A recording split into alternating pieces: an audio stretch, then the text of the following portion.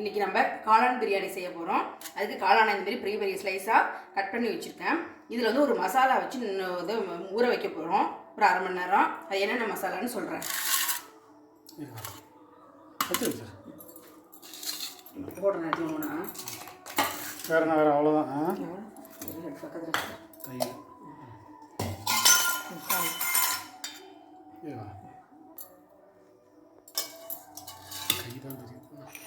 புதினா,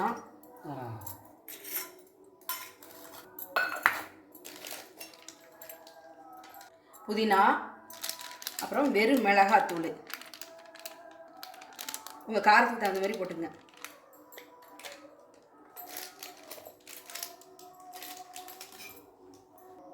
கொஞ்சமாக மஞ்சத்தூள்,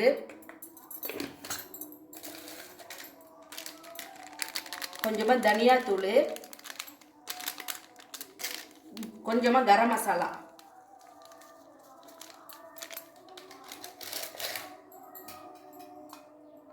ஒரு ஸ்பூன் தயிர்.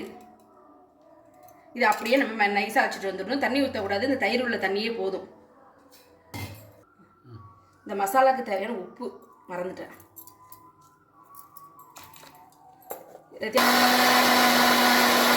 இந்த மாதிரி அரைச்சி வச்சுக்கணும். இதை வந்து இப்போ இந்த காளானில் போட்டு கரட்டி வச்சுருவோம்.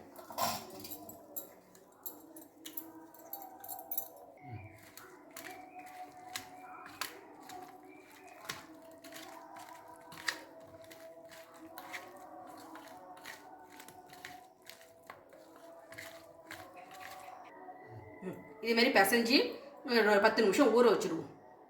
அப்புறமா பிரியாணி செய்யலாம். இன்றைக்கி இந்த காளான் பிரியாணிக்கு கொஞ்சம் முதல்ல ஒரு ஸ்பூன் நெய், கொஞ்சம் எண்ணெய், 2 கலந்து செஞ்சோம்னா நல்லாயிருக்கும். இப்போ கரம் மசாலா, பட்டை, கிராம்பு, சோம்பு, கடல் பாசி, ஏலக்காய் எல்லாமே இதில் போடணும்.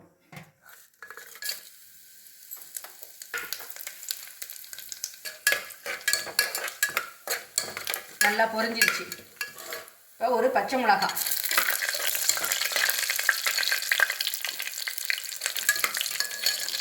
வெங்காயம்,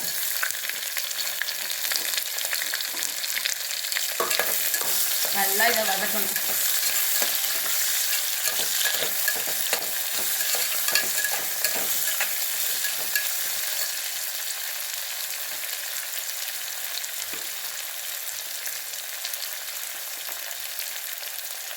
சீக்கிரமாக வதக்கிறது கொஞ்சம் உப்பு,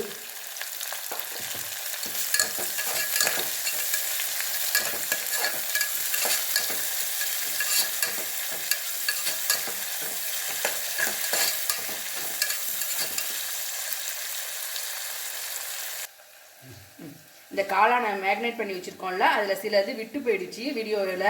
அது என்னென்னு திரும்ப ஒரு வாட்டி சொல்கிறேன்.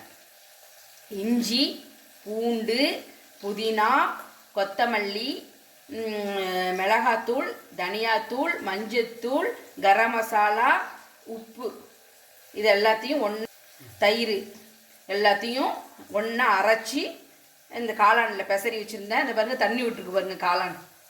இதை தான் நம்ம அடுத்தது வெங்காயம் தக்காளி வதங்கினதும் போட போகிறோம். வெங்காயம் நல்லா வதங்கிடுச்சு.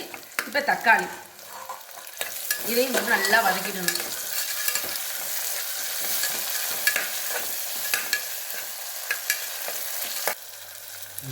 தக்காளி நல்லா வதங்கிடுச்சு.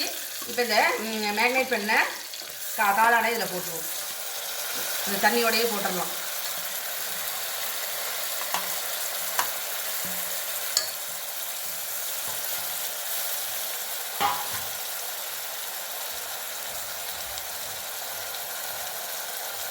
இது நல்லா எண்ணெயிலே நல்லா வதக்கிடணுங்க.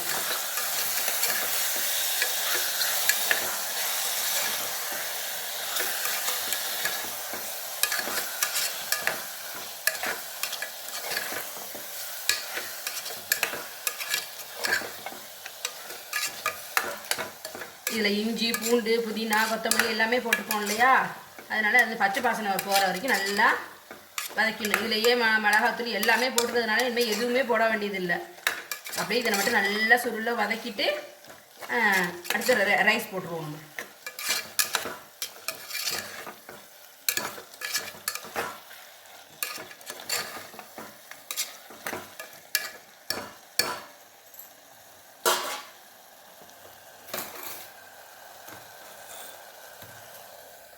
ஒரு டம்ளர் அரிசி கழுவி 10 நிமிஷம் ஊற வச்சுருக்கேன். இது சாப்பாட்டு அரிசி தான். ஒரு டம்ளருக்கு 2 டம்ளர் தண்ணி ஊற்ற போகிறேன்.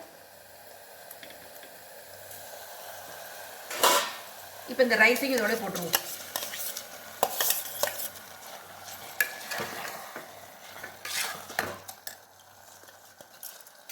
போட்டு இதோட ஒரு பெரட்டு பட்டிடுவோம். இந்த காளான்லேயே தண்ணி விட்டுருக்கிறதுனால நம்ம 1க்கு 2 தண்ணி ஊற்றினா போதும்னா ஒரு டம்ளர் அரிசிக்கு.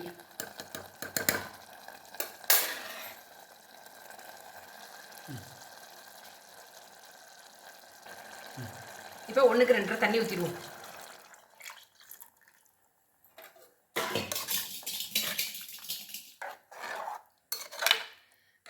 முன்னாடியே மசாலாவில் உப்பு போட்டு அரைச்சிருக்கோம். இப்போ பத்தலைன்னா உப்பு, இப்போ இந்த உப்பு உரப்பு எல்லாமே பார்த்துட்டு இதில் போட்டுடலாம். இப்போ கொஞ்சமாக கடைசியாக கலந்து பிரியாணி மசாலா முன்னாடியே போட்டால் கசப்பு போயிடும், அதனால் கடைசியாக போட்டோம்னா நல்லாயிருக்கும்.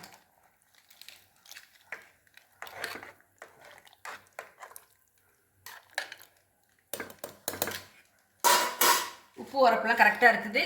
இப்போ மூடிடுவோம். மூடி மிதமான தீயில வச்சு 3 விசில் வச்சுருவோம்.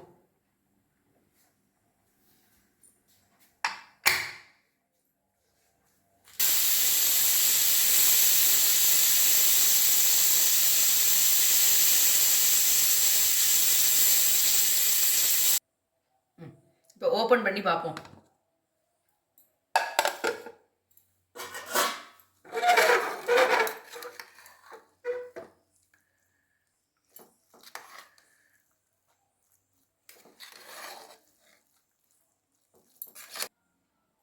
காளான் பிரியாணி ரெடி.